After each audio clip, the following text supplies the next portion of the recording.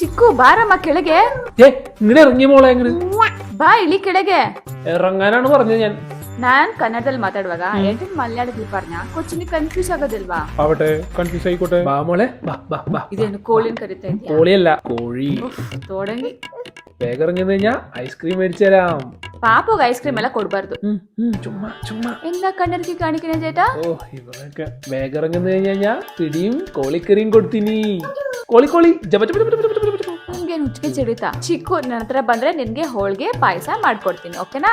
ഓഹ്, ഇത്രക്ക് ടേസ്റ്റ് ഇല്ലാത്തൊരു സാധനം എന്റെ പൊന്നു ചിക്കോ ഞാൻ എന്റെ ജീവിതത്തിൽ കഴിച്ചിട്ടില്ല. ನಮ್ಮ ಅಡ್ಗೆ ಬಗ್ಗೆ ಏನಾರು ಮಾತಾಡಿದ್ರೆ മാതാടിದ್ರೆ ತೋರ್ಸ್ಲಾ? തോർച്ചു ಏನೋ ಏನೋ ഒന്നും കാണാനല്ല. നമ്മളിപ്പോ ചിക്കുനെ പിടിക്കാൻ വേണ്ടി വന്നല്ലേ? അത് ശരിയാണല്ലോ, പിടിക്കോളെ. ഇന്നാ വെള്ളിയാഴ്ച, അടുത്ത വെള്ളിയാഴ്ച ആവട്ടെ, ഞാൻ പോണം. ಚಿಕ್ಕು, ಇದು ಕೇರಳ ಪೊಲೆ ಕುಣ್ಯ ಸಿಟಿ ಅಲ್ಲಪ್ಪ, ದೊಡ್ಡ ಸಿಟಿ ಇದೆ.